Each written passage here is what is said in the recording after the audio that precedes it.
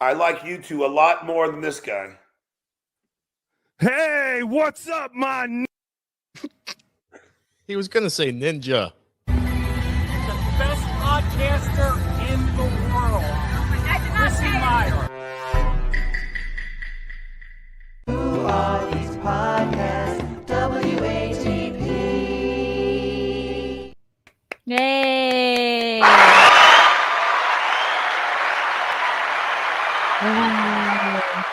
We did it, guys. Welcome to our first ever super collab review of Strike Force 5.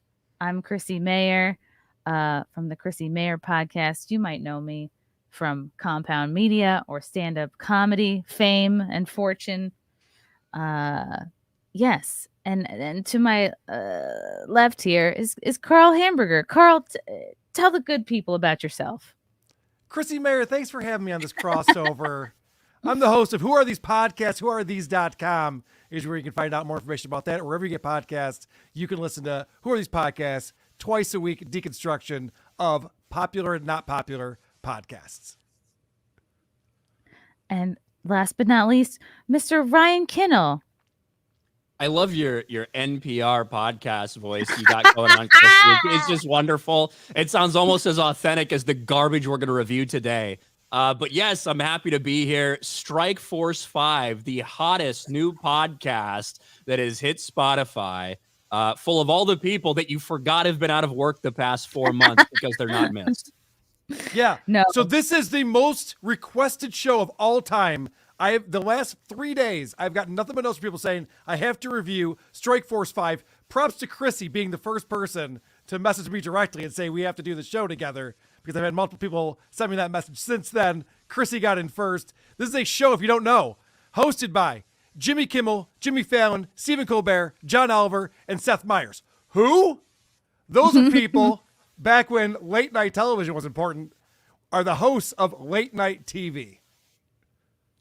Yeah, it's the writers and actors strike is still going on. I guess they're doing this to raise money for the writers, I suppose. But anytime there's a strike or something like this, it's hard for me to feel bad for anyone, because never do they ever mention the writers, the crew, anybody who lost their jobs because they wouldn't take an experimental medicine. But we all have to muster up all this sympathy when they go on strike. So it's tough for people to have sympathy for all these people in LA, whether it's writers, actors, even crew people who they were able to work during when LA was locked down. They were able to work while hairstylists went out of business, while gyms went out of business, while normal everyday people went out of business because they weren't allowed to open. But Hollywood continued to operate. So yeah, it's tough to have. Obviously, there's a lot of people that are caught up in it that I'm sure are just normal people doing their everyday jobs. But these 5 hacks, one, it's very clear that they need their writers. Even with their writers, they're still unfunny. They need an audience that's told when to applaud, like a literal light that turns on to tell sheep when to applaud or laugh or whatever to make their show entertaining. Their numbers have been plummeting for years as well. People aren't interested. And when it was announced that they were going off air because of the writers' strike, people really have not missed them, to be honest with you. Right. And I think this podcast is the explanation why. Who is truly watching this? Like boomers? Is it just on in doctors' offices? Like I just don't know. Doctors' offices. It's doctors' offices at 11:30 Eastern. Oh, right. Yes. It's not The View, Chrissie. It's a little different than that. Well, since you guys have started this with a political slant on it, I'll play for you what Jimmy Kimmel says immediately. It seems like Jimmy Kimmel is kind of the leader of the pack here. This is his brainchild. You can tell out the gate that he wants everyone to know that this is his idea. He's the one that has control over the soundboard. And you slowly realize after listening to this that everyone else is kind of in a hostage situation. Especially John Kimmel's Oliver. the most excited for it. John Oliver almost never John talks. Oliver and Fallon. Yeah, they John seem Oliver like they don't want to be there. I wish we had the video, because Jimmy Fallon, in the 30 seconds we got, Jimmy Fallon looks like he wants to fucking kill himself already. Right? In just that 30-second video preview we had. But he is the most likable. I should point out, like, reportedly, they're going to be shifting who hosts each episode. in terms of who drives the narrative. So this is Kimmel's episode. I don't know what it'll be next time. I guess we'll see. All right, so Should this we is how the play show. the I'm gonna teaser. play. Oh, should you we can, assume yeah. should we play the teaser, or should we assume everyone has seen it at this point? It's up to you. Do you have it ready? That's a great question, Carl. Then why did you bring this up if you don't have it? Let me play a clip for you, Chrissy. I've been trying to set up a clip for 2 minutes straight. God damn it! Okay, I have it. In fact, I have it right here. Let's play the preview. Okay. Ugh. Cringe. Yeah. They're like, look how relatable we are. I'm doing it from my son's room. I have a fish in the background. Yeah. Like, this is the guest room of a vacation home. One more time, Jimmy. Yeah. Hi, I'm Jimmy Fallon. I'm Stephen Colbert. I'm Jimmy Kimmel. I thought when you said Jimmy, you meant me, Jimmy, but you meant Jimmy. I always mean you. But when you I say always Seth Meyers, who do you mean? I mean John Oliver. That makes It's the sense. 5 of us together for maybe an hour a day. Strike Force 5 is the name of our podcast. Subscribe to it now. Spotify or wherever else you get your podcasts. But Spotify, you fucks. One more time, Jimmy. Okay. Yeah, that gives you a sense of what I was very excited to review this whole thing, because Jimmy Kimmel's doing a little bit of an Anne Frank moment up in his attic there. Fallon is in his basement. He already looks suicidal, and this is the preview. So, my goodness, how exciting. All right. So that is the preview. And now, Okay. Carl. So this play is his clip. from the very beginning, and Jimmy Kimmel addresses the elephant in the room right away because we know these are Hollywood folks. And for those who will criticize us, who say we don't need a show hosted by a group of 4 middle-aged straight white men, we bring you a 5th middle-aged straight white man, but this one is from England, which is an entirely different country. So I did find this interesting because I personally don't care about diversity. I just find the best people for the job, and I'm good with it. But they obviously do. So racist of you, Carl. I know. Can you imagine? But they obviously do. All they care about is diversity. They're like, oh, so it turns out that we're just like 5 straight white guys. Oh, this doesn't look good. Whoops. At least one of us is British. We're 5 straight white dudes who are all around the same age and all the exact same level of funny. Right. Just to the point where no one actually wants to tune in. We're perfect for this job. So let's find out what this is. Why are they doing it? How did this all come about? This is a Zoom that we've been doing since the WGA strike started. When was that? How many years ago did the WGA? 115 days, something like that now. So did I hear that right? They've been on Zoom calls together every day, and then someone said we should make this a podcast? Oh. Is that what they're saying? I have a hard time believing that. This is what I honestly think. So they all made it very public after the writers, after the writer strike happened, and they can't continue the show because they don't have people to write jokes for them, obviously. They said, hey, we're going to keep paying our staff out of our own pockets and stuff like that. And they advocated for them to keep their benefits all the way through September, shit like that. Now, I think they're probably a little bit tired of doing that going on 4 months now. So now this podcast, the Strike Force 5 podcast, the proceeds from it, which is being sponsored by, Ryan Reynolds, his gin company and his Mint Mobile are sponsoring it. George Clooney's tequila company is sponsoring it. They're getting all this money from their sponsors, and that's supposed to help their staff. Probably because they were tired of paying it. I think it's cute how they're all pretending like they're unemployed and broke instead of just essentially on vacation. Like, even the way that Jimmy intros everybody, it's very cringe. He's like, and formerly the host of The Tonight Show. Well, hey, spoiler, they might not have a job to go back to. And I'm not rooting for this by any means. I know you guys are very anti-Hollywood. I am. I'm kind of anti-Hollywood myself.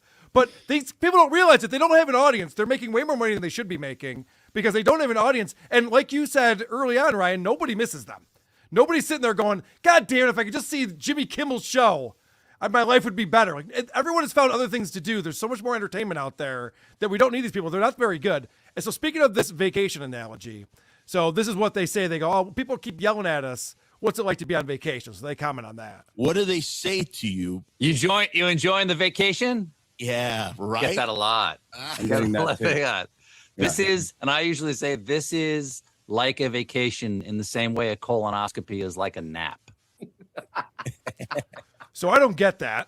I'm not sure what that means. I'm too young to understand what a colonoscopy is. Yeah. But again, it's like, and I wanted to say before when they're commenting like, "Oh, we're white guys," and I'm like, is he trying to sound like the 35-year-old female living in Brooklyn writer that they all had to just kind of lay off? Like, it sounds like he's trying to sound like the people that write for them by mentioning their race over and over.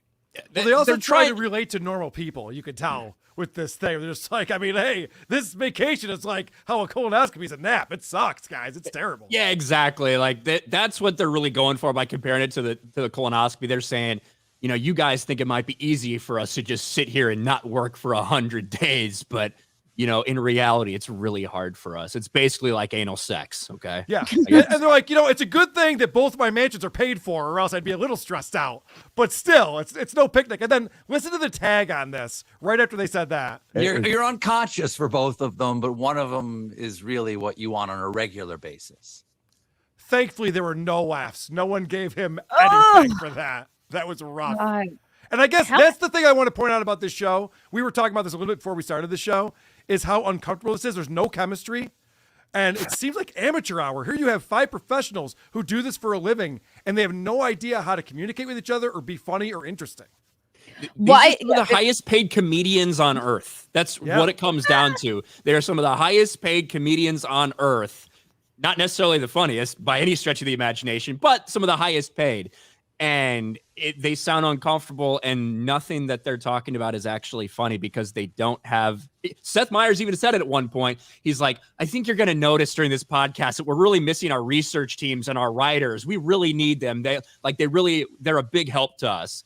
Trying to make it look like they're victims, but in reality, saying the quiet part out loud is that you aren't fucking funny.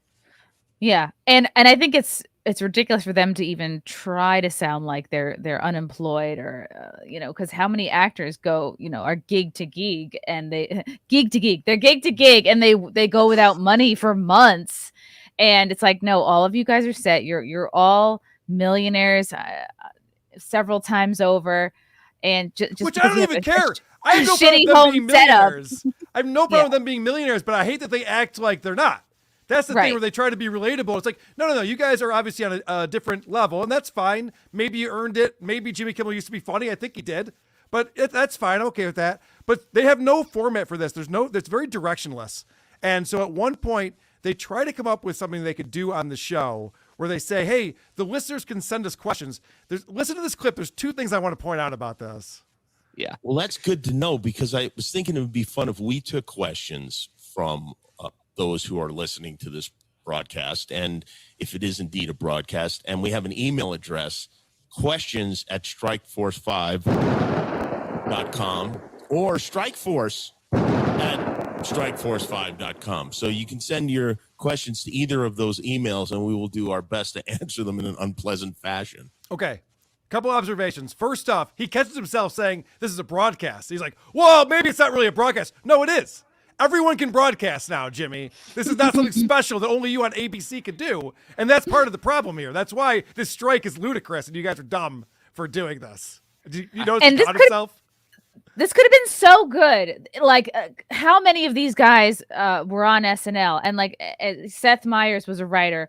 Fallon was a writer. And I think those 2 are maybe the most genuinely funny of the bunch. Like, let's hear about old SNL stories. Like, talk about like Fly on the Wall, which is a great show, right? Yeah, who was an asshole? Who was cool? Like, that's what people want to hear, and that's what people will never get tired of. But instead, they're like, oh, how was your week? They should literally just shit on each other. Like, right. That's what they should be doing. They should be making fun of each other's shows. You know what I mean? Like that's what they should be doing. That, like, people would enjoy that. People would think it was funny. And like, these people they're obviously rivals in terms of ratings, but they are somewhat friendly. I mean, wasn't it Fallon and Kimmel that switched shows for April Fools a couple of years ago?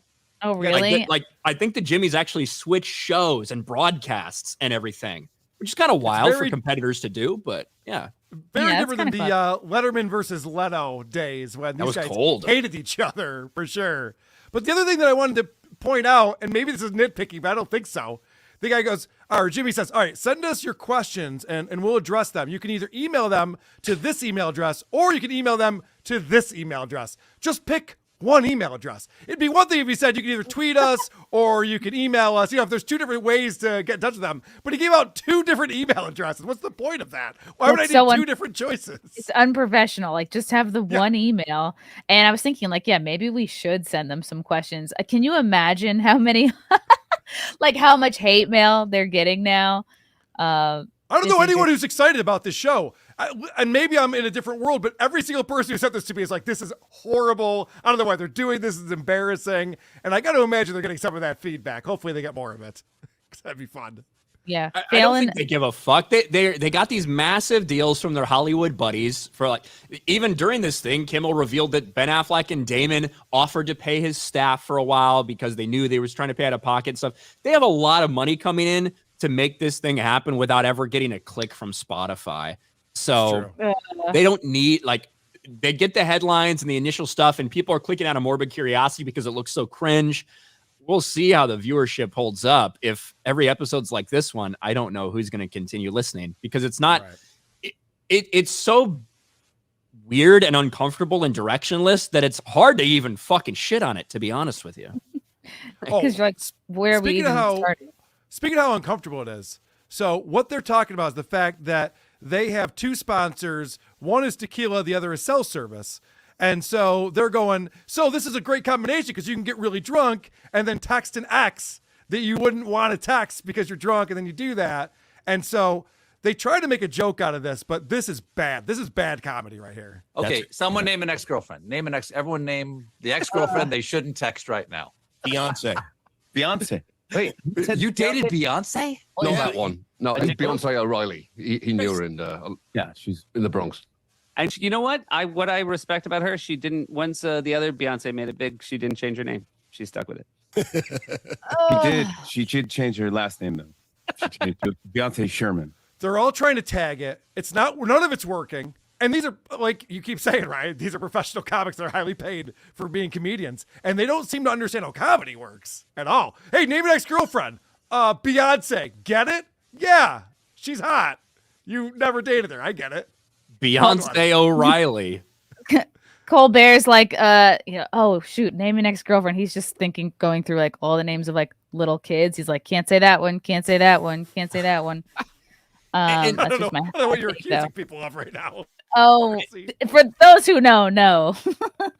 And I think the elephant in the room with all this shit is what these people, like basically all the people that are hosting this podcast now, what they did during the pandemic, how all these late night TV shows have become so inherently one-sided political. Now, they've always been political when it's been a topic, right? When there's an election season or whatever, it always had been, whether you're, Leno, Letterman, whatever. Those guys at least did a decent job of shitting on both sides. That's what they're there for. They're there for people to tune in and laugh at them, not for political propaganda. And Jimmy Fallon did an entire music video, a musical piece about, this at Christmas time, we'll be in line for a booster, about getting the jab. Stephen Colbert did the Pfizer vaccine dance. All these people who are shilling for Big Pharma and supporting people being locked down. There's so much resentment out there for these people right now. Yeah, and that brings me up another point that I wanted to make. I have a clip here where Stephen Colbert is telling the story of being at this party, and there's this A-list movie star that he walks over to, and this happens. I've had guests who were not guests, and I was not trying to book them because I don't book people on my show. At a party, I was at a party once, and a famous movie star, as I walked over him, said, "I don't want to be on your show." I said, "I'm not asking you to be on my show. I just wanted to say I enjoyed your movie. That's all I wanted to say." Oh, wow. But this guy was so sure that I was coming over there to book him that he preemptively brushed me off.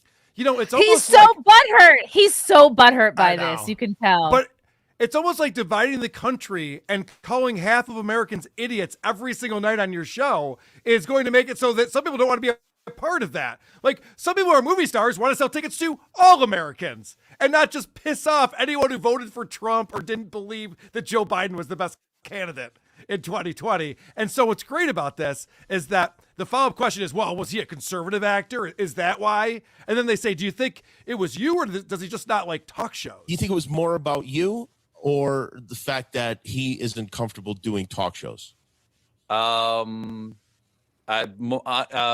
More about not wanting to do talk shows. Right. So Stephen Colbert's just like, well, it's not me. I'm obviously not the problem here. Yeah. He must have stage fright. Yes. He's camera shy. The movie starts camera shy.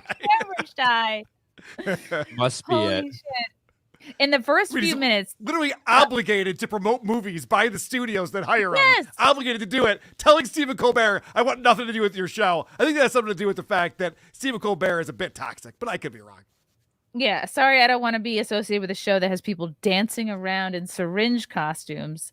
Carl, I didn't know if this was a clip that you were thinking of, but I found it very interesting that in the first few minutes of this show, they describe the very thing that they could do to resolve the strike situation instead of doing this lame podcast. And they recount a scenario that, Kimmel was saying, there was a strike years ago where Letterman and Ferguson came back before us and we were mad. And he was like, I don't know why that was. And I think Seth Meyers comes in and says, oh, it's because Worldwide Pants, they made some sort of, distinction with their company and they were able to be separate from the strike. And then, by having their own production company, they were able to pay off their staff that way. And I'm like, made their own deals with the writers. I'm like, why aren't they doing that? Like, why aren't they doing that right now? Like, what? If it's been done in the past and it makes everyone happy, what the fuck are they waiting for? Well, it doesn't make everyone happy because the guild would have a very big problem with people crossing the picket line, right? Isn't that what the problem is? Yeah, like the thing's complicated because this is the worst time for these retards to strike. Like the worst possible time as Hollywood is failing everywhere. Streaming industry, everyone's losing hundreds of millions of dollars on streaming while people are cutting the cord and less people are watching linear television. So not only is the revenue dropping from the cable companies, but it's also dropping from advertisers because not as many people are watching. All of these guys have basically record low ratings of their show right now. And all the writers, all the actors, like they did the worst thing at the worst possible time. And I think a lot of people in Hollywood, the studios are fine saying, all right, we'll go a little while. We're willing to wait you guys out. So some of the lower level fucking freaks who really aren't even qualified to work at a Starbucks until you guys just finally give up. And we'll have a little bit less of a pool we'll have to pay, maybe a little bit better quality stuff. And we save hundreds of millions of dollars by not making shit in the meantime. Yeah, I mean, these guys are all losing to Greg Gutfeld. Say what you want about Greg Gutfeld. He is not a stand-up. He's not a comedian. I don't know that he's a great late-night host. I'm sure the show has gotten better from when I originally watched it. But all of these guys combined don't have the ratings of Greg Gutfeld. And they're sitting there acting like they're important. And they're not. There are YouTube channels that are way bigger than them. With these people are way bigger celebrities than these guys are. And they don't understand that Hollywood is not what it used to be. People don't care outside of Hollywood. And to your point, Carl, why couldn't all of these late night show hosts, whether they have one or they just make one, make your own YouTube channel, stream it additionally through YouTube. That way you can get super chats, which you can also donate to your staff. Like, why are they not doing this? Why are they not streaming on Rumble? Why are they not streaming Rockfin? Why are they not streaming everywhere? I think it's because, well, it's pretty clear that they are not able to do that without a massive production staff. You know what I mean? God. Like, we just listen to this podcast and it's like, okay, maybe initially people would tune in, but would they be able to carry a YouTube channel with a daily show? I don't think these guys could do that. They don't have they don't have the cue cards in front of them. They don't have the teleprompter. They don't have the people writing their jokes. They don't have the researchers. They don't have all this stuff. They have no idea what they're doing. Right. So they can't even put together what we're doing right now, which is an audio and a video podcast. And I have an example of this. So Jimmy Kimmel, every time they say the name of the show, Strike Force 5, he gets that thunder sound effect.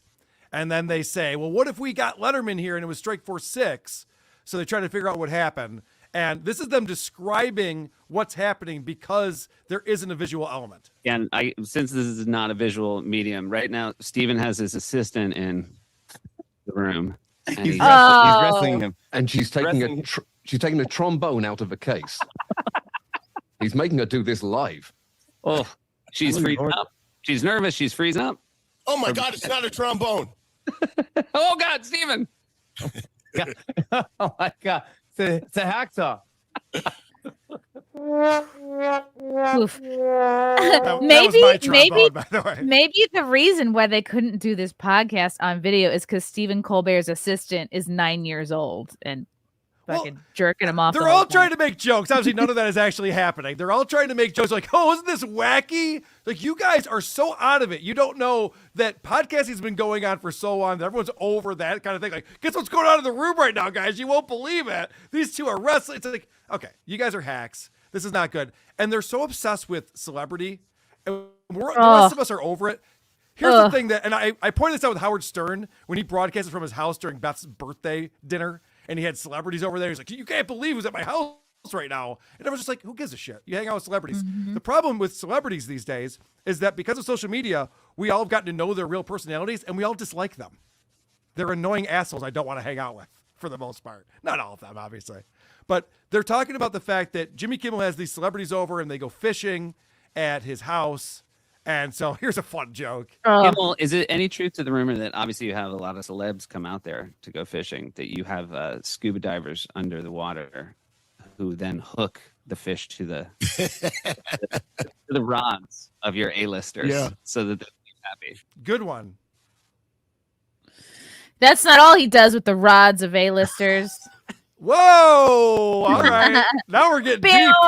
Pew, pew, pew, pew. There was a part. Go ahead. There was part of this show where Kimmel's talking about holding his kid back. He's like, "Oh, we just wanted our kid to be the older one in his class." Yeah. It was between him and Seth, and I was like, he's just talking about this. You know, I'm like, a lot of parts of this podcast could have been a phone call. You know, and I know that's. That's sometimes, who knows? Maybe I slip into that category sometimes when I'm just catching up with a guest. But I'm like, I'm listening to this, goes like, a lot of this could have just been a phone call. I don't know why this has to be broadcast over Spotify. And I wonder how you guys feel about this part. So Jimmy Fallon was the only late night talk show host who had Trump on in 2016. And a lot of people said, wow, that was a great appearance. It really humanized Trump. And in fact, like the left really gave Fallon a ton of shit for it because they're like, oh, you helped him win. You helped him get votes. You helped platform him. And I wonder if like this hostage situation podcast is because the left is just never going to let him live it down for having Trump on. Stop it. You are fake news. That's interesting. Yeah, I forgot about that. I kind of forgot about that as well. We don't have video of this. He seemed to not talk a ton during this. Him and John Oliver, I felt like talked the least out of everybody. I feel like it was mostly Jimmy Kimmel, Seth Meyers, and Stephen Colbert. Stephen Colbert, yeah, for sure. I wish we had the video. I really do. We had the 31 seconds, and it was about perfect time to react and make a YouTube video about how cringe and stupid it was. But yeah, it's just, I felt like this first episode should have been something. Like they should have talked about the strike. You know, that should have been it. But instead, they kind of addressed a couple little stories about it, but mostly just meandered around for an hour. I have an example of that, but before we do that, this is both of our shows, Chrissy. Should we get caught up on Super Chats real quick? That's an excellent idea. Thank you for bringing that to my attention, Carl. I think we should. Can I bring up? Yeah, I guess I can bring them all up. You can bring them all up. Brock Lee, member for 1 month. Super Chats! Thank you, Chats! Brock. Super Chats. Anthony Jadis. Oh God. Yeah, and he says I'm having a stroke. Kush Army rise up.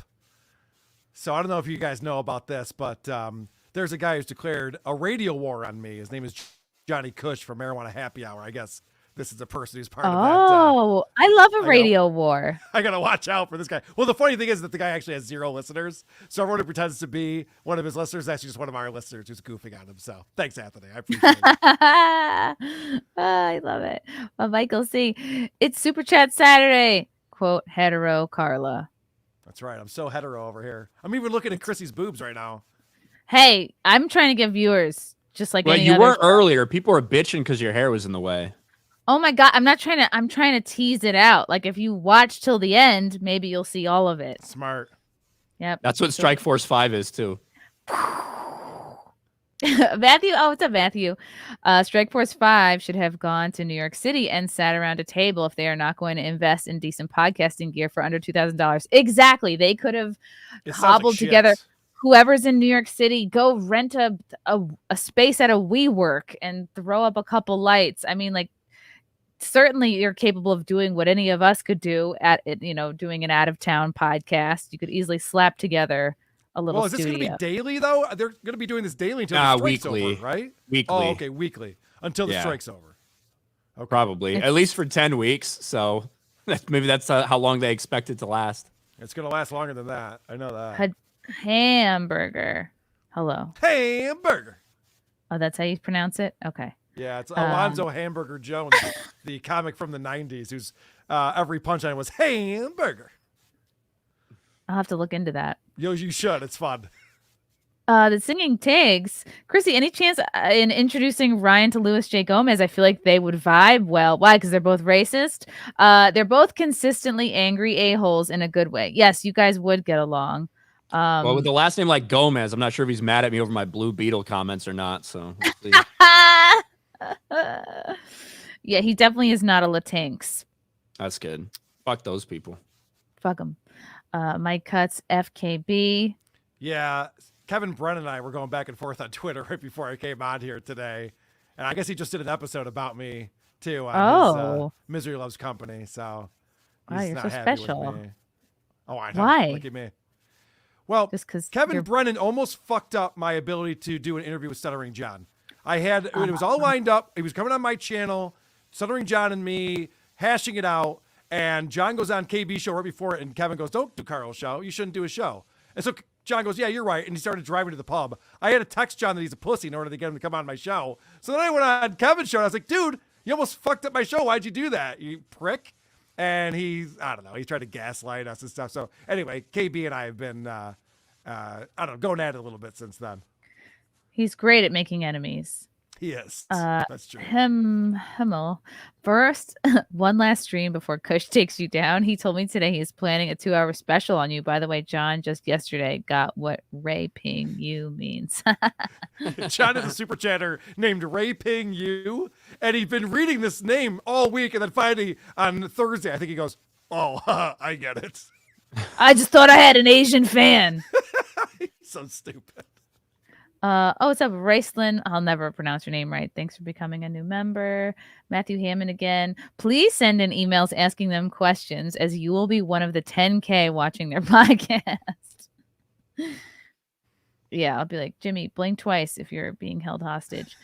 Khalil Bradley, thanks for the super sticker. Thanks, Boyle.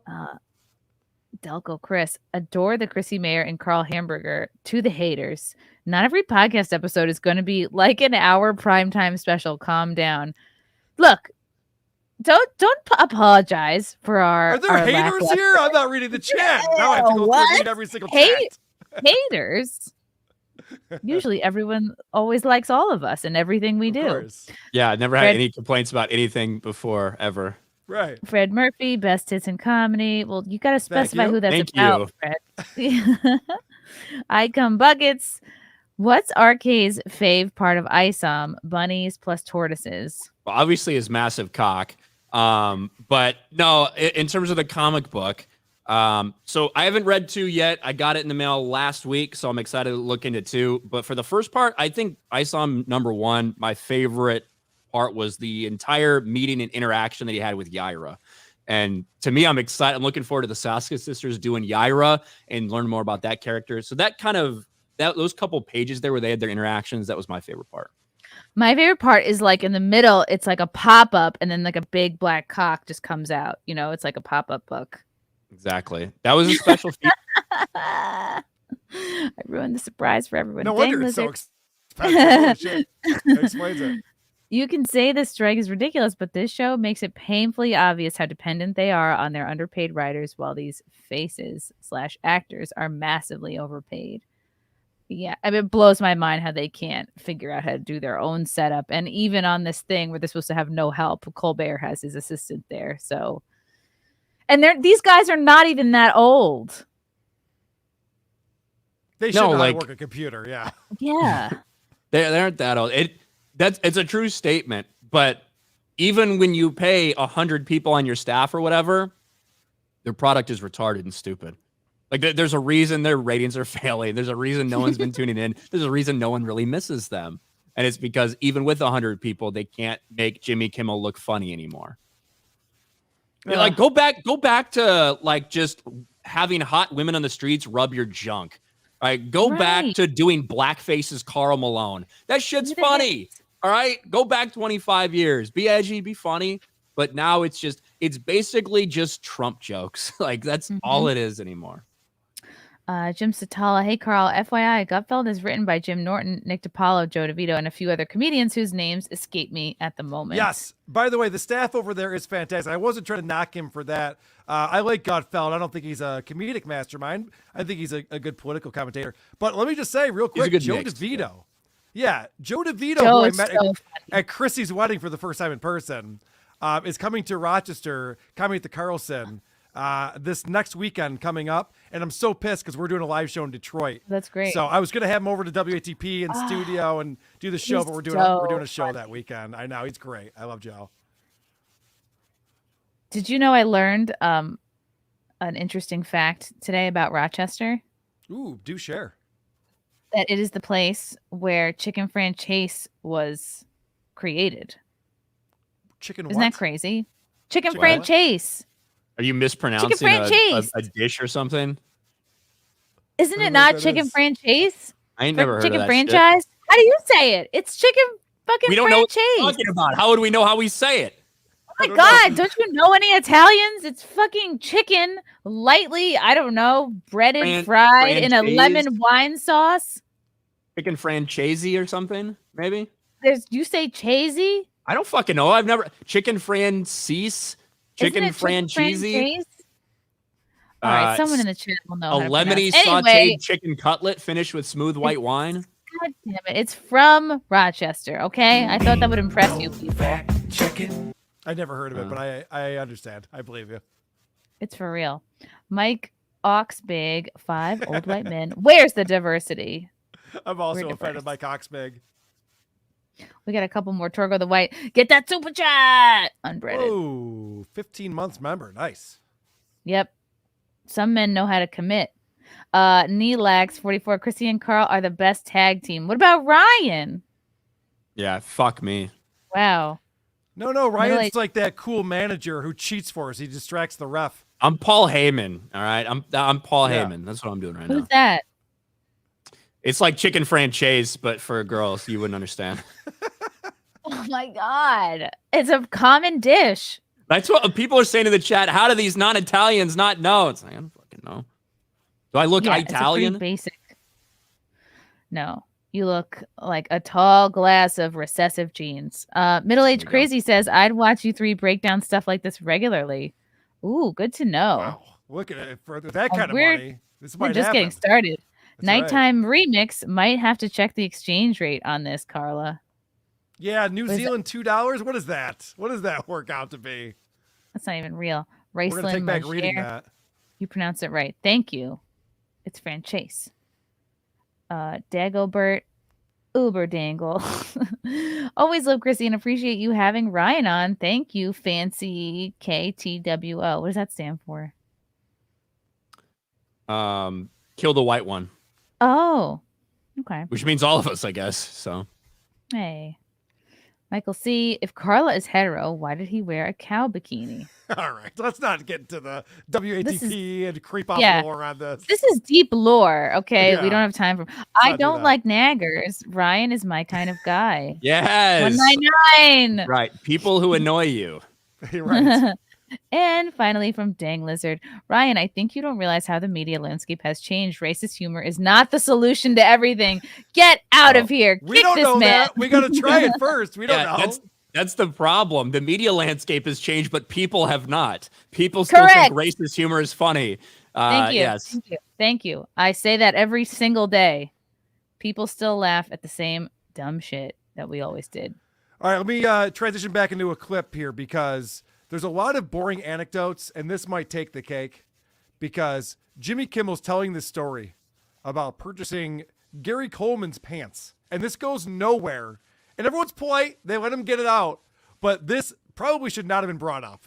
Years ago, I bought a pair of Gary Coleman's pants off of eBay. He was selling a really regular pair of sweatpants that he'd owned on eBay, and I got the pants, paid $500 for them, and I was very disappointed because the length, the inseam was just like a regular length, and it wasn't what I wanted. So I had them hemmed, and then we did hang them in our studio where they hung for many years without anyone ever mentioning why they were there. And then they just disappeared. I don't know where they went. I don't know who has Gary's pants. I love that story. That's a half story, is what that is. I see what you did there. Kimmel lives to name drop. I feel like it would have been much more interesting for them to talk about how Gary Coleman was a big Hollywood favorite because everyone could fuck a dude who was like 4'6", but it wouldn't actually be illegal, as opposed to how it usually is for them. See what you did there? Yes. So basically, the story was I overpaid for sweatpants, hung them up in the studio, and then someone took them. Good stuff. Wow, he's so cool. Yeah. I got all to he does is imagine name there's drop. more interesting things that happen on the Man Show than you hanging up Gary Coleman's pants, but I could be wrong. Maybe that's the most exciting thing. Why would you I want his could listen sweatpants too? Like I could see be like, okay, I'm gonna buy David Letterman's suit for like this memorable time where he hosted his show. I'm gonna get Gary Coleman's sweatpants. What? So like the one time that Gary Coleman was just sitting on the couch jerking it in his sweatpants, like you have that memory. I don't understand. Only $500. He was jerking it in them. Only $500. That's a steal.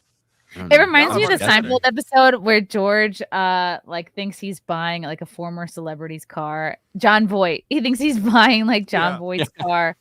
And the same thing. It's just like the clout chasing never ends. Like he's like, I'm just gonna use this as a way to bring up a celebrity name. Like he brings up Sarah Silverman.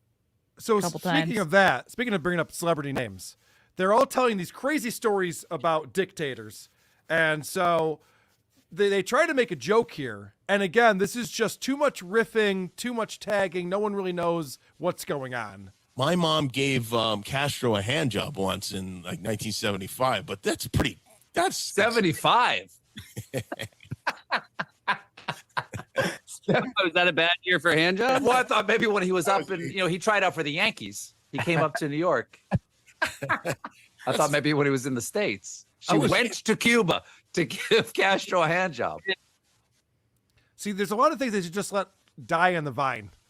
And for some reason, I guess it's kind of natural. Someone says something like, all right, let me try to make that better and more interesting. But these things go nowhere. None of them are good at this.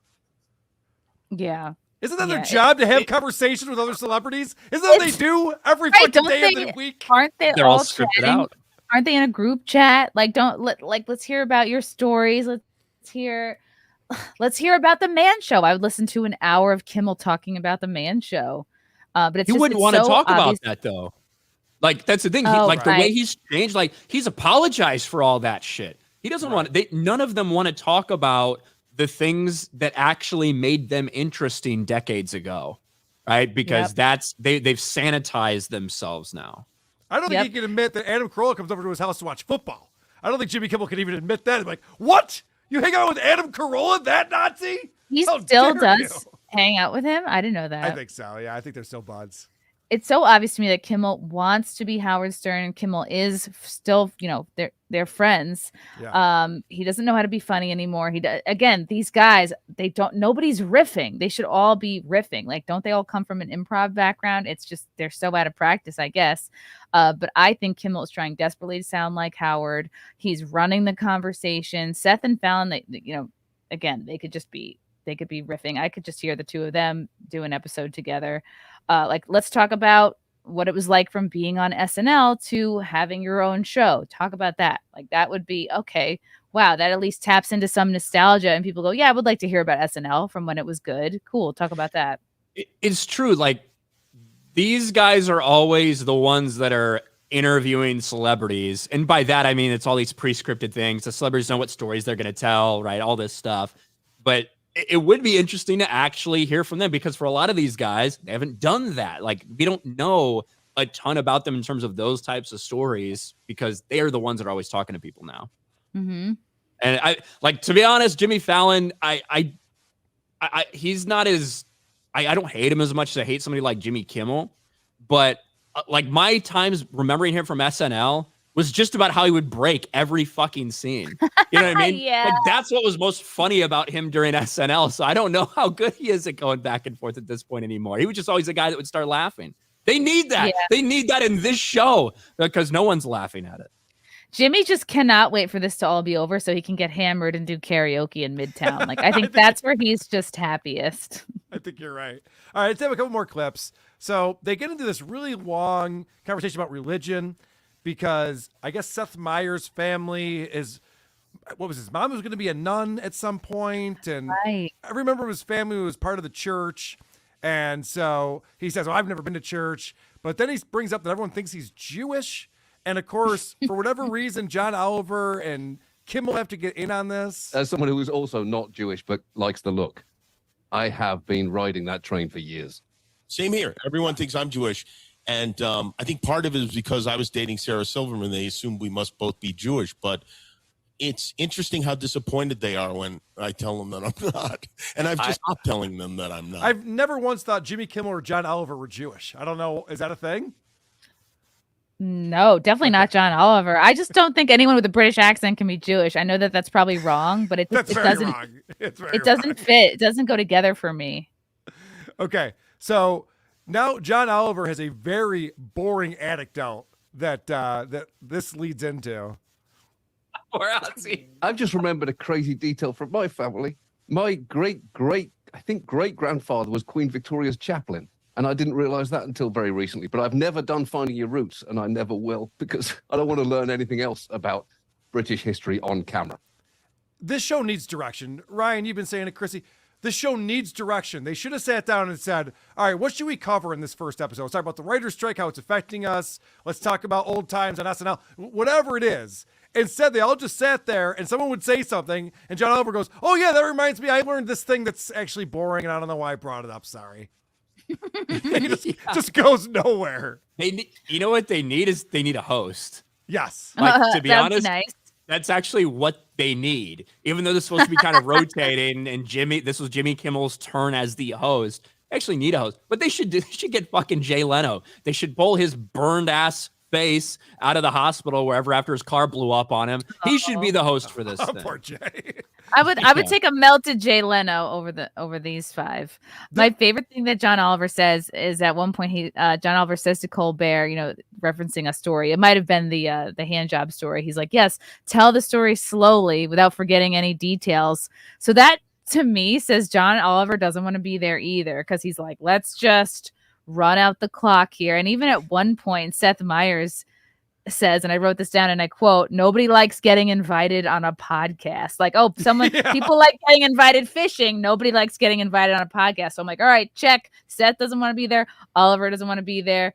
Clearly Fallon doesn't want to be there. And I'm sure that they just had to say to Colbert, look, can you just stop drinking children's blood for an hour and just please do this so we can all look like good people? It's very, there's Who a lot was of it who struggle. said they never go on podcasts? Was that John Oliver? One of them goes, I've never gone on a podcast before. Yeah. I forgot now who it one of them was. did But yeah, say that. that's what's so funny about these guys. Going back to that clip I played earlier where they're like, so if you're listening to this broadcast, it's not a broadcast. So these guys are so anti the new media. They're so anti what people are actually into because it fucks up their livelihood.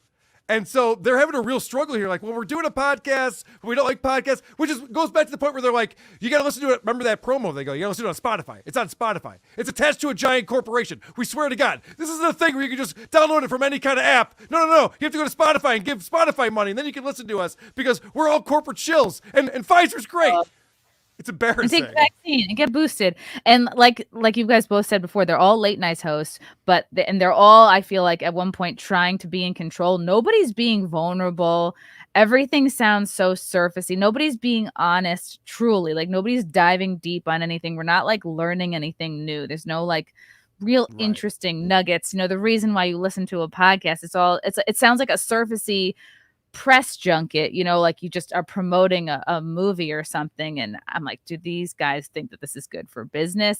Or are they just so careful because they're at such a high level? They're like, oh, we don't want to say anything that could get us canceled. Well, they despise the medium. They despise podcasts. They made that very clear. And they're like, But if we have to, we'll go do it. It doesn't work that way. You don't respect the medium and the format, you're not going to be good at it, and it shows. They're terrible at it. I just have one more clip. This is leading into the Ryan Reynolds Mint Mobile ad.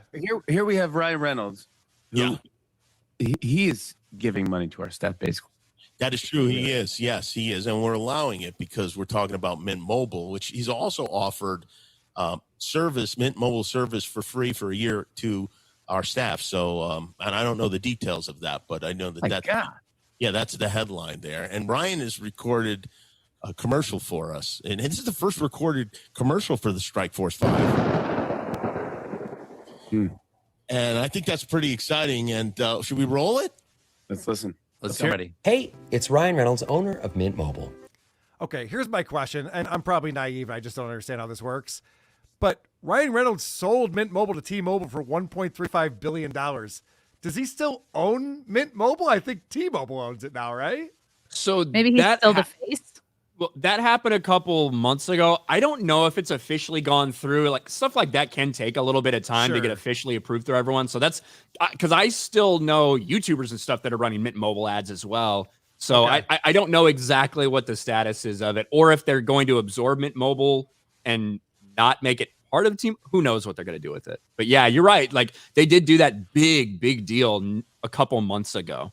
Yeah, their only sponsors are a company that George Clooney started and a company that Ryan Reynolds started. So it's just two companies that Ryan Reynolds started. Right. Yes. It's just all Hollywood is the only thing that's doing this. And all right, I guess that's a good thing if they're trying to get money for their staff and everything like that. But God, they got to figure out a way to finish this strike, because the longer this drags out, the more people are going to realize that nobody cares. Yeah. It's going to go badly.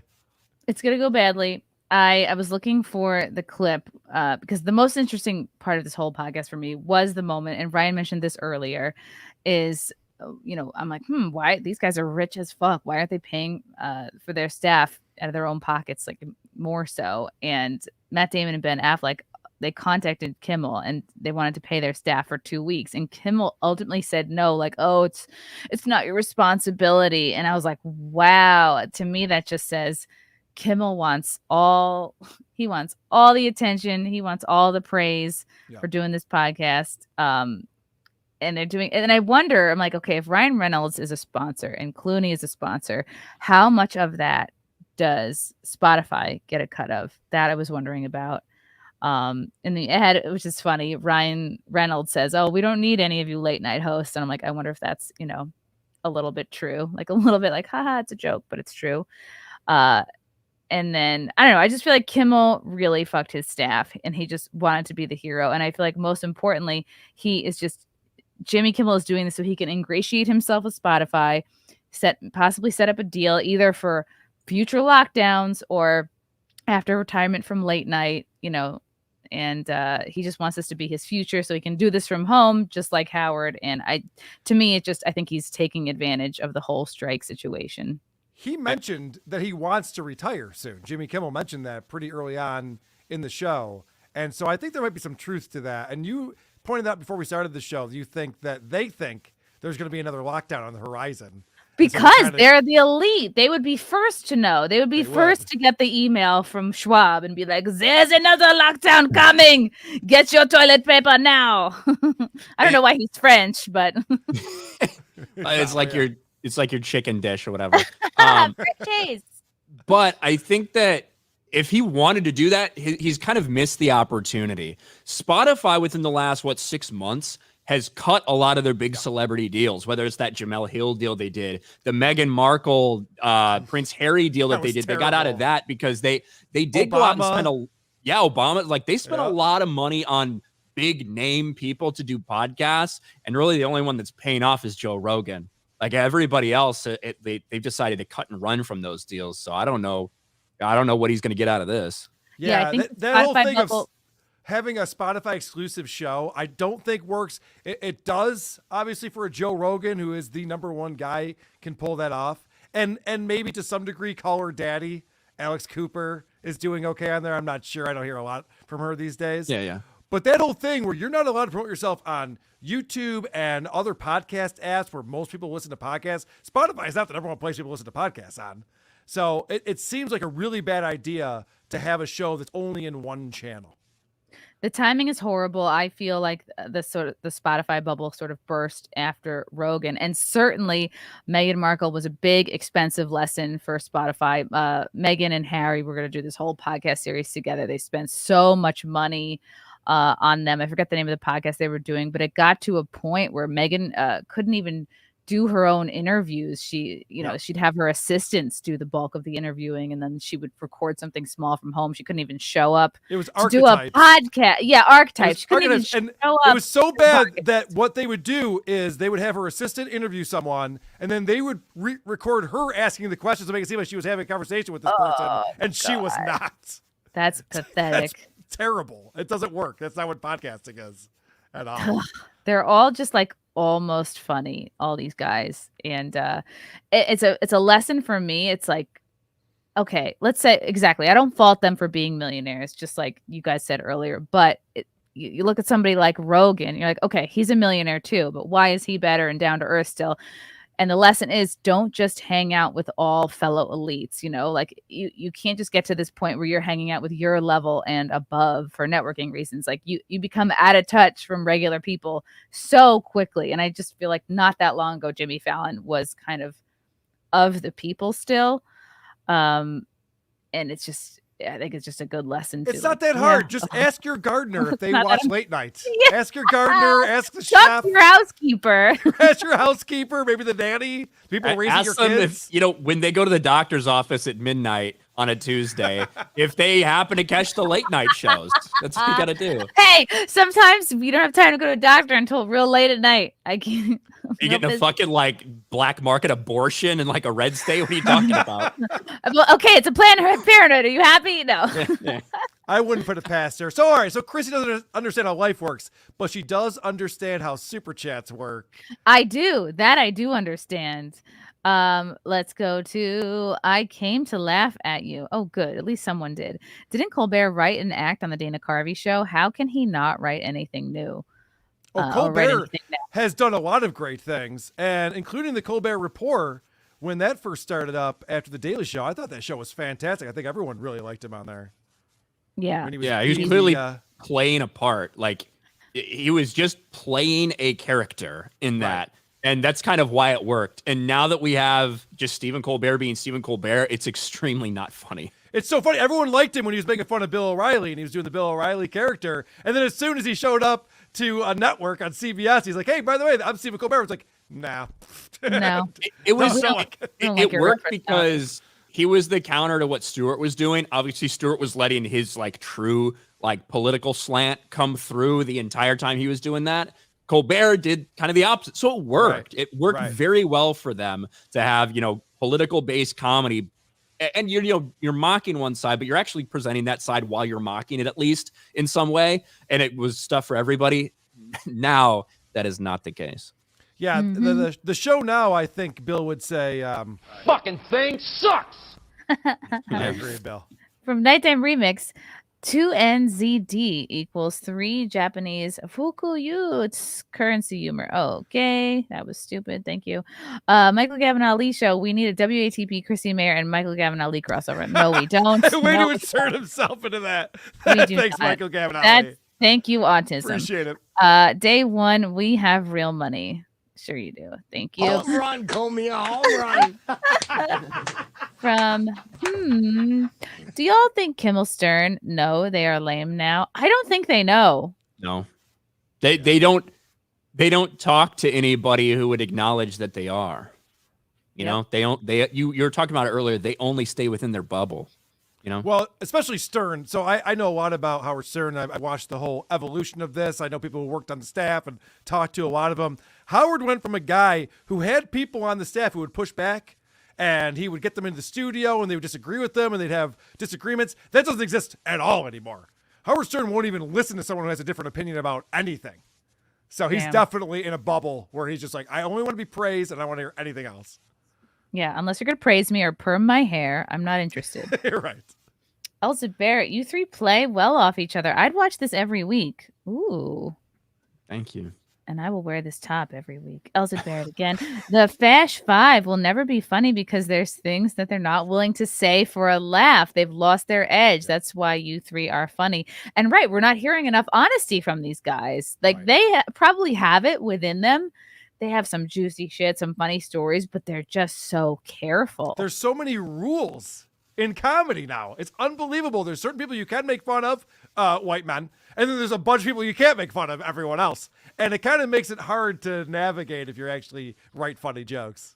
Mm-hmm. Cool Cut Casting, late night host contractually obligated to be gay. That explains a lot. Possible. Dave, Sarah, hell yeah. Gary looks different. What? Who do you think is Gary? Hey, Dave. Oh, okay, That's got to be Carl.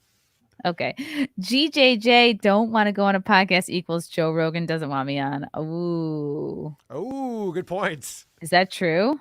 Maybe. Because, yeah, the I forget who said John Oliver, I thought, goes, yeah, I won't go on a podcast. Like, well, if a show like Joe Rogan asks you on, you might want to do that because that's a pretty big audience. Or even Timcast, or even like a Friday Night Tights. You know, it's like they're getting John Oliver on Timcast. That would not go well. I would love to see him on just for Tim to just interrupt him the whole time. That would give me joy. That would be fun. I'd listen to it for sure. Oh my God! Thank you so much, Jay Schwalbach. Jay Schwalbach. Hold on. Schwalbach. $151. Can I hit this for us? Yes, please. Yay, super chats. Thank you very much. That's amazing. That definitely Thank you, Jay deserves. Schwalbach. Thank you, Schwalbach. You want to read this one, Ryan? Sure. My favorite part of ISOM is when he whips it out and just pees on his haters. That's why I'm changing my name to Schwalbachski, a Polish black man who can take a joke. Why no Rumble, Streamlabs, or Locals? Or I would give more. Oh. That is the answer for you, Chrissie. I am not on live streaming to Rumble today. It will copy to Rumble, but I probably could and should set that up. You might as well have just pulled a Mitch McConnell and not said anything there because that was a fucking terrible excuse. I should have just done a reboot, a silent reboot like Mitch McConnell. No, here's the deal: is Rumble. I like streaming on Rumble, but like if I don't take the time to set up a brand new live stream, you can't just attach it like you can with like YouTube, Twitch, Twitter. It's a little bit of a pain, yeah. Yeah. We're not learning anything new. Was the review for which podcast? All the podcast, dang lizard. All of them. We're not here to learn stuff. Mongo likes boobs and hates boring celebrities. Well, you're in the right place. Thank you, sir. Can I play something for Mongo real quick? Yes. Because Mongo is one of our guys. He has his own jingle. Here comes the money. Here we go. Thanks for the super chat. Mongo, even though Tukey is well on his way to a primetime network soon. We appreciate the support. Thanks, Mongo. Wow. What do you have to do to get your own sound effect? I assume give money. A lot of it. Very good, Ryan. You figured that out quickly. You should have let me figure it out. I would have eventually. From Himmel, honest, did Shuli fake super chats? I don't think so. I don't know anything about that situation. I'd be happy to address that because I do have some knowledge on that. Shuli's show, Shuli's YouTube channel got taken down for 2 weeks. And people think it's because they were faking super chats that came up during their show Monday night. But, and I don't know if that's true or not. But I do know that the reason why they got the strike was for a violence on animals. Someone put in some type of report on them for that, and because I've seen the back screen grab and everything like that, and I actually talked to people who work on that show before it was announced to everyone else. So it just seems really odd that YouTube went along with that because there was no violence towards animals on any of their streams. It was bizarre. I see Chris Gore's in the chat, and he's really fucking hammered, apparently. Chris! Chris, if you've seen the Strike Force 5, I'm going to send you a link. Dang Lizard, the only podcast I played on Spotify is the Pea Pod. Hell yeah. That was a podcast I did with Kaya and Doug from Who's Right, where we would just take a leak into the toilet. That was the whole episode. Oh, wow. Yeah, it didn't last very long, but people. You got to be hydrated for that. The artist formerly known as Chad. Love you guys. FKB. He's such a baby. Thanks, Chad. I forgot all about chat. The good Reverend Sheetstain, 9 minutes of scat on screen with D. Snyder today. Yes, I saw Stuttering John had D. Snyder on. I was blown away. I bumped into D. Snyder once when I was at Sirius XM, and he said, "Oh, hey." He said, "Hey," like he recognized me. And that was years ago, and still to this day, I'm like, who the fuck did he think that I was? Because he was just being nice, yeah. Oh, you know what? Maybe that's just like what he does to be nice. Yeah, like imagine if like a guy like that just walks around and treats people like that, like they're really important and he knows everybody, and then you walked away with that feeling about him. It's like, oh my gosh, what an amazing guy. That's a good I'm point. gonna start doing that. It's the opposite of how I treat people every day. So maybe I should start doing that too. Give him the old Snyder treatment. Chris Gore, 199 Dragon Con. Chris Gore is at Dragon Con, I think, in Atlanta right now, and he's out drinking. Oh gosh. Where are you at, Chris? Where are you drinking? Thank you, Jesus, for the 5. And Dave, Sarah. Okay, Carl. All right, Dave. You asked for it. You got it, buddy. Here comes the money. Here we go. Thanks for the super chat. Dave Sarah dislikes Brian Johnson so much he won't even listen to Back in Black. It is pronounced Dave Sarah, I found out, but our Jingles department thought it was Dave Sarah. That drop sounds almost exactly like the Mongo one. You notice that? Same music. Yeah. Just a little observation. Good point. Okay. What else did I have here? There's so many favorite parts of this. At one point, all the guys are talking about how they kind of, because it comes up because Seth Meyers is like, well, I have a lot of swag and merch from different shows, like if shows that have been canceled or different late night shows or shows that like got off the air. And then I think Oliver starts saying, you know, anytime there's a first episode of a late show, I always watch it and I always, you know, feel grace for them because I know what it's like, something to that effect. And I was like, they're talking about how hard running a first episode of a new talk show is. And I was like, oh my God, are these guys running cover for Lily Singh? Because they say at one point, like, I love short-lived late night talk shows. And I'm like, Lily Singh was the worst one of the bunch. Like I think it was just one season, or maybe it was one season cut short. And it was just absolutely fucking horrible. It's when they thought they could take, you know, a very popular YouTuber and put them on, give them a late night TV show and think that was the rest of it. Maybe they're running cover for their first episode of their dog shit podcast. Maybe that's what it was. That's true. It's so funny when you talk about late night shows didn't work. I think of Chevy Chase. I think of Magic Johnson. I guess I'm showing my age here because you brought up a name I've never heard of. And I guess that's, yeah, there you go. I'm not the only one who thought that. Dude, I think they bring up the Magic Johnson show. Kimmel suggests at one point he was offered a job as the announcer on the Magic Hour. I don't know if you guys listened up to this part. I did not get that far. Oh, okay, gosh. Do you have it? Do you want to play? I don't know exactly where it is, so I would only just be blindly fondling. You can just tell us. Okay. So Kimmel brings up, because Kimmel loves to name drop and brag, and this is his baby and this is his show and he's always in charge. So he starts by saying like, oh, you know, I think I was offered a job as the announcer for the Magic Hour, which was this Magic Johnson show. And then Colbert goes, no, actually I was offered the announcer job at the Magic Hour. And and then Colbert goes, oh, Jim Sharp called me up. And then it just was such a glaring example of like Colbert like big dicking him in real time. No shit. It was brutal. Again, to Ryan's point earlier, if these guys are just fighting with each other and just talking about their show's better than, oh yeah, you think your show's good? What about that interview you did with so-and-so? That would be very interesting. If they're contentious on here. That'd be great. It'd be awesome. Like if they actually did that, it would be great. It would be funny and entertaining. People would love to see that. Dude, get your assistant to pull clips of their worst interviews or their worst bits and then bring those to the show and be like, hey, Jimmy Kimmel, what were you thinking when you did this? And then just play the clip and put him on the spot. That would do the Karl Malone blackface one. You're like, hey, Jimmy, you know, when you dressed up as Karl Malone, did you know that he impregnated a 13-year-old at the time? Or, you know, was that just a benefit? You know what I mean? Like, that would be funny stuff on their podcast. I think Ryan should be a guest on this show. Book Ryan for your show, guys. That's what I'm thinking. Like, should we email them with some questions? Yes. I think that could be cool. I think everyone should.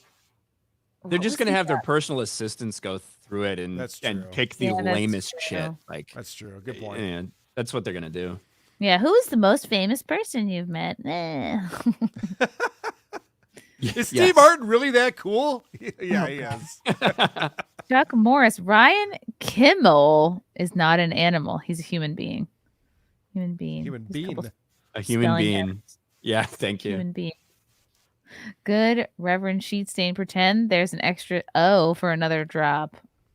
I don't know. I don't know if that's drop worthy. Thank you though. Because then the people, it'll become less special. Chuck Beck, great job, elitist pricks paying. It does seem like an elitist prick type show. The Good Reverend Sheetstain again. Best celeb show, Heil Honey, I'm Home, starring Hitler.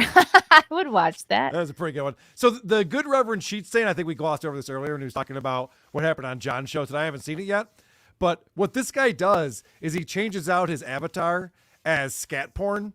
And John has bad vision, so he doesn't see it. So Stuttering John will bring up his thing and he'll leave it up there for 5, 6, 7 minutes. And it's just a guy shitting into another guy's mouth.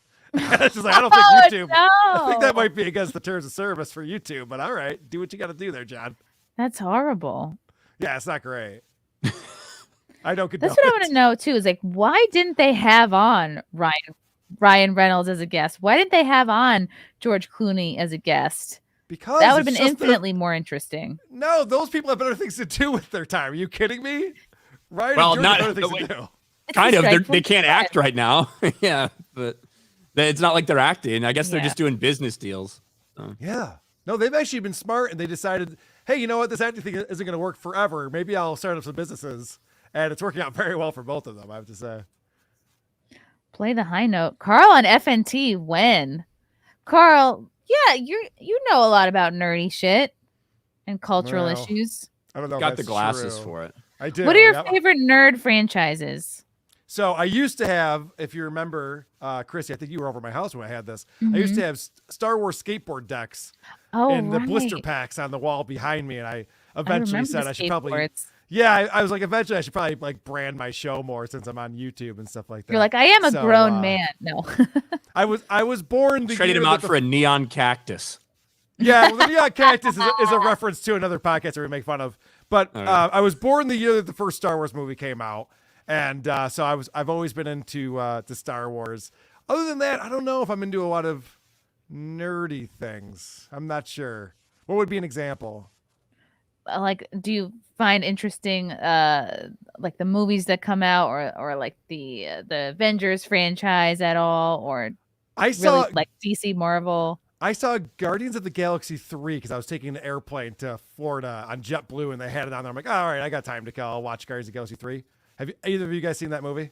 I have, yeah. It's the best thing Marvel's come out with in a while. Most of their shit sucks, but it was not a fun movie. It was a brutal movie to watch. It's so stupid. And I'm wondering, am I getting too mature for this, or are they just getting dumb?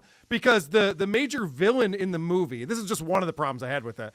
The major villain in the movie has this machine where he can put different animals through millions of years of evolution in just moments. And lo and behold, everything turns into a human, which is not how evolution works at all. So, you throw a bunny rabbit in there, and now it's a person rabbit. You throw a polar bear, now it's a person bear. And then he creates this whole earth where everything on this earth are different people, but they're actually animals that have evolved into it doesn't make any sense. There's like a ghetto and shit. Yeah.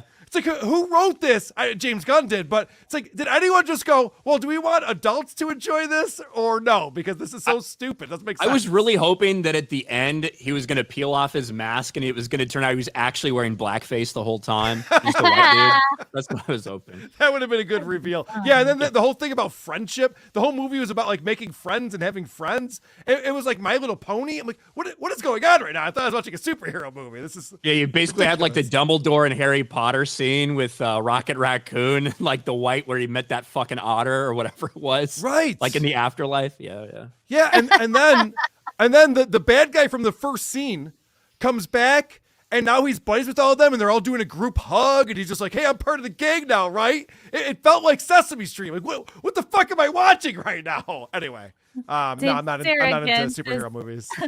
Okay, better not have Carl and FNT. All right, thanks though, Dave. I appreciate it. Oh, maybe not the place for me. You would be fine. Nighttime remix, 15 minutes on surf rock riffs. Now that I can talk about, for sure. Riffs or riffs? Well, I guess riffs without the T. Yeah. Yeah. That's what it should be. What's an example of a surf rock band? The Ventures, Beach Dick Dale. Boys? Okay. No, the Beach Boys, no. But if you think about Pulp Fiction, the Pulp Fiction soundtrack. Yeah. A lot of surf music on there. A little miserloo, yes. Wiggle your big toe. Wait, that's a different movie. Wrestling by Cher, not sure. Ryan is human, doesn't seem to have time for sleep, always posting or streaming. Good stuff. Oh. Yeah, just incredibly depressed. Yes. You're depressed? No, I'm good. Just fucking around. I'm good. Don't fucking actually be concerned. It's not like I'm. God, what's that motherfucker's name? Who's the guy that trolled you on Simpcast? Chris Benoit. Chris Benoit, yes. Have you heard about this, Carl? No, I have not. So Chris Benoit oftentimes super chats a lot of our channels with Canadian money. Chris Benoit, the former WWE wrestler who very famously killed his entire fucking family. Right. He super chatted Chrissie on Simpcast the other night and is like, "Hey guys, I'm really ready to get back into the dating market. My wife isn't in the picture. My kids aren't in the picture anymore. And I just want some advice." Chrissie takes 5 minutes and explains. It's like, this is what I really think you should do. Very heartfelt advice for a new single dad on the market. And someone's like, I just looked that guy up and I think it's a troll. It's like, he's a murderer. He fucking murdered his entire fucking family. Oh, that's all right. Not everyone knows WWE lore, Chrissie. That's all right. Don't expect a woman to know that shit. I wouldn't. Unbelievable. That's funny, though. It was great. Jacobo, let's see those hogs, Chrissie. Hogs. See, why do OnlyFans when I can enjoy it all right here on YouTube? No. Oh, my goodness. Chrissie, yeah, exactly. Cammy's like, why would... Yes. Are you friendly with Karen Fian? I used to be best friends with her. We came up in comedy together, and then she just wrote me off years ago at this point. So I always kind of have I have an old friend wound there, but I enjoyed your review of her podcast. And it seems like she bought a really nice new house from her asshole money. So I'm proud of her for that. That's pretty cool. Yeah, no, her place looks like it's pretty nice. If you want to check out, so Karen Fian does not like me. I went on Chip's show years ago, and Karen was on there and just made it very clear she did not like me for whatever reason. So we reviewed her show, Only Fians. She made it clear she didn't like you? Me personally, and I saw her on your show. Maybe a couple of years ago, where you're like, "Do you know Carl from his podcast?" She goes, "Yeah, I don't like him." She for whatever reason does not like me. I don't know what I did to her, but she's not a fan. I don't understand. Yeah, I've tried reaching out to her many times over the years, and I guess I have a hard time believing just people have fucking completely written me off, a lot of people. So, but I have you guys, right? We still love you. No, she sucks. Karen Fian sucks. But she's got a house from OnlyFans. Good for her. She's living her best life. Well, this was good. Guys, should we do this again if they put out another episode, or do we hate ourselves? I'm into it, honestly, because I want to see where they go from here. I got to imagine they're going to make some course corrections for episode 2, right? Yeah, maybe not do it. You know what happened? What if they actually recorded episode 2 right after episode 1? Oh, that's possible. That's very possible. Do not put it past them. That's why they might not talk about any relevant topics or anything, and they're not going to be on video. So I don't know. Right, there was nothing topical really discussed. And that's a good point, because a lot of these Hollywood types are like, let's bang out 5 episodes in a day because I'm on vacation. I got places to go. I don't want to be doing this every Thursday or whatever they have to do. But I also don't want anybody to come up to me and say, "How are you enjoying the vacation?" Right. You're not allowed to do that, obviously. Ugh. Yeah, it's just the biggest is amazing. I'm like, wow, they're really broadcasting how out of touch they all are. Which is great. How irrelevant they are. Chrissy, this has been fun. It was great meeting you, Ryan. And Chrissy, thanks for bringing us together for this. This was a great idea. And I never podcast on a Saturday night like this, but this has been a lot of fun. Me either. Usually I have something to do, like plans. But this was urgent. We had to urgently review this. That's true. A couple more snuck in. Matthew Hammond, did you see that people at Burning Man have run out of food and are raiding other people that came prepared? This is a repeat of Fire Festival. Oh, Lord. Apparently, there's a big storm or something that happened there, and like a lot of people are stranded. Some bullshit. I don't really care. They can all die. I don't either. They can die. That's what you get. You wanted the whole Burning Man experience. There you go. And they're gonna do another Fire Festival. They've already pre-sold a ton of tickets. That's not gonna without fucking booking happen. a single. Yeah, that is such horse shit. I don't know how that guy's allowed to even do that. Steal people's money yet again. Willie McFarlane, yeah, he's out of jail and ready to roll. I don't know how that's even possible. But as far as the Burning Man thing goes, like, you could take my food and my water, just don't take my drugs. That would really bum me out. They're gonna say, "Don't take my freedom." No, just don't take my drugs. I brought those mushrooms for me, asshole. Did you know? You probably did know this, Carl. Did you know at my wedding there were a bunch of people on mushrooms, including, because he admitted this, so I think I can say this, Alex Stein.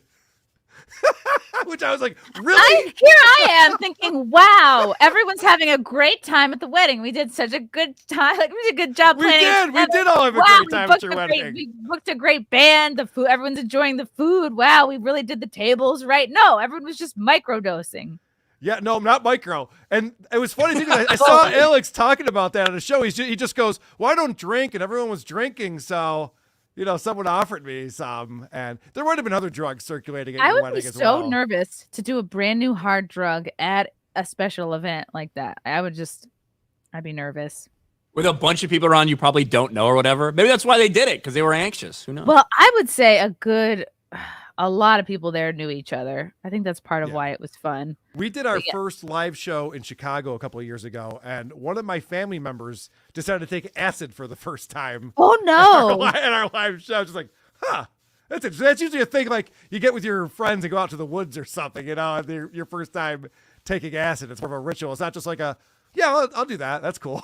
Why not? It's crazy. It's like, I don't know. I just don't want to know, because one time I was on my friend's boat and a couple hours into the boat ride, he's like, "I'm on acid." I'm like, "You're the captain. You're driving." Like, what? Be careful. Rasla Majere, you guys have my view no matter your stance on pineapple on pizza. I'm for it. You're for it? Ew. Yes. Get out of my sight. I'm against it in principle. Like, if you're going to have a bunch of shit on it, and then pineapple's one of those things, then it's acceptable. Like Gary from Nerdrotic has this fucking wild pizza that he only uses because he abused drugs when he was younger and his taste buds are fucking shot. I get why he puts all that random shit. When you have that much stuff and pineapple's just in the mix, it doesn't matter too much. All right, here's my take on it. I really like anchovies. Tell me if I'm wrong about this, but a lot of times people do the Hawaiian pizza, which is pineapple and ham. Here's what I do. Pineapple and bacon. Try it. That's better than pineapple and ham, 100%. Because bacon is just better than ham. Period. Yes, do you 100%. think now they have to change the Hawaiian pizza to now just light the whole thing on fire? Yeah, it's just burnt to a crisp. just burn it. This Hawaiian pizza is too authentic for me. I want to send it back. Shoot it with a direct energy weapon until it's burnt to a crisp. It took one day for me to start seeing those memes, but here's your pineapple pizza, just a black rock. Oh no! So this is the first. We're the first people to figure that one out. I thought I was having a big brain moment. I guess I'm not. Yep. Nimrod, Karen doesn't like white guys. Carl, deal. I'm over it. It's fine. She likes MMA fighters. Chuck Morris. I'm having a hard time finding Chrissie Mayr diving videos because I did it at a time that was like social media was like in its infancy. Thank God. They're all on an old camcorder somewhere. Don't go looking for that. I still hold the record, by the way, at my college. All right. Enough about me. This was a great show. Hopefully we will do this again if there is an episode 2. Ryan, tell the good people what's coming up for you this week and where to follow you. If you just search Ryan Kinnell or RK Outpost on any platform, once you scroll through the endless hate content, you'll find me. You'll find my channel. So yeah, I mean, I do a live stream for myself on my channel at 5:30 Eastern PM on Sundays. So that's where I'll be doing tomorrow. And then each and every day, Geeks and Gamers Daily on the Geeks and Gamers channel at 11 a.m. Eastern. And Friday Night Tights every Friday afternoon. Not night anymore. Every Friday afternoon for Friday Night Tights. But thanks for having me on. This was fun. Friday afternoon tights. This was so fun. Carl, did you do Who yourself? are these? Who are these.com is where you can go to find all the stuff, all the links to all of our different things. We recorded the show earlier today. It'll be out tomorrow on our major feed. And that is a show called Welcome to My Vagina. It's two women who talk about getting heavy periods, which I'm sure you'll enjoy, Chrissie. It's a good episode that I did with my buddy Vinny Paulino today. You should just call it Heavy Flow.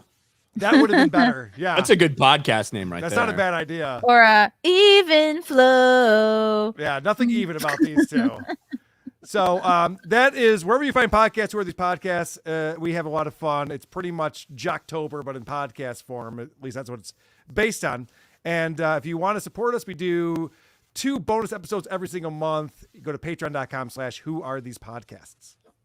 Amazing. And lastly, David Sullivan. Chrissie, I didn't know you kept livestock. Where do you keep your hogs? Again, thank you. I'll just say thank you.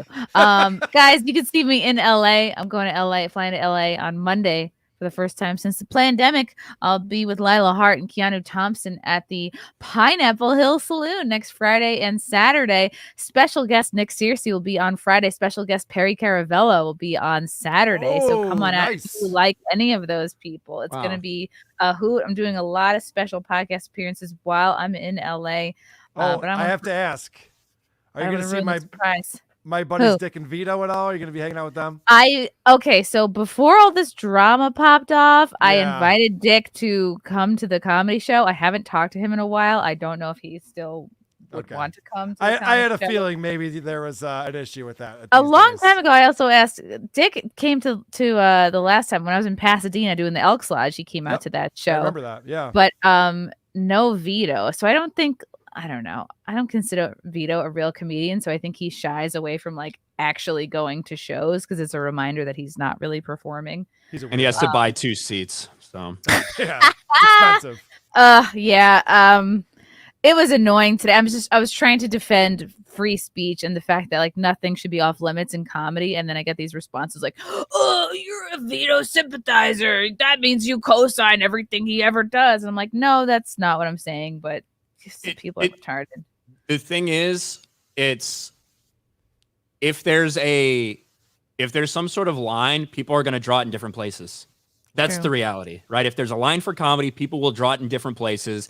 And that's how people end up coming after somebody for a Malaysian Airlines joke. That's how someone comes after me for saying Mexicans are sneaky, right? Because that line when you draw that line and you think it's acceptable to draw the line for comedy, everyone's going to arbitrarily draw it at different places. Everyone's not going to think the same way you do that, well, this is the only thing that should be off limits. So if you are for jokes, then hey. And that's the thing. If I tell a lot of off-color jokes that are racist, transphobic, like the whole 9, but I also feel like I've earned a lot of good faith in my whatever friends, family, community, whatever people. You've gone down on chicks. So, you can make those jokes. I get it. No, I mean like off stage, I think I'm generally a good person. That way, anytime a joke that I do crosses the line, I feel like I have people who have my back. But if you spend your life cultivating enemies, you can't be shocked when you say something say and do things that cross the line. And then you're like, oh, wait, there's no support. Everyone fucking hates me. It's like, yeah, you make bad decisions. That's what's going to happen. Mark Random, are you listening? Oh my God. Listen, I'm not saying anything controversial or anything profound right now, but I think it's been lost on a whole generation or maybe 2 generations of people that freedom of speech means defending speech you hate. It means literally defending people who say things that you disagree with. And That's from what that people is. you don't like or respect. You know, Correct. it's simple. They're allowed to say whatever the fuck they want to say as well. And right now I'm in a world where everyone's getting their channels banned and people are putting strikes on them and trying to ruin people's shows. And I fucking hate that shit. Let people talk. Everyone's allowed to talk. You don't have to listen to it. You don't have to like it. Now, if you think that someone's not joking, right? If you think that someone's not joking and that they're being serious or whatever, like that's your opinion that they're not joking, and it's your you can go after them and criticize them for whatever. But when it comes to jokes, we end up on the opposite side of this all the fucking time from people who they were laughing along with everything we fucking said until we mentioned something that tangentially involved them or something that they personally got offended by. And then they want to shut you up. So good point. JR, Brian is right about those people. Yeah.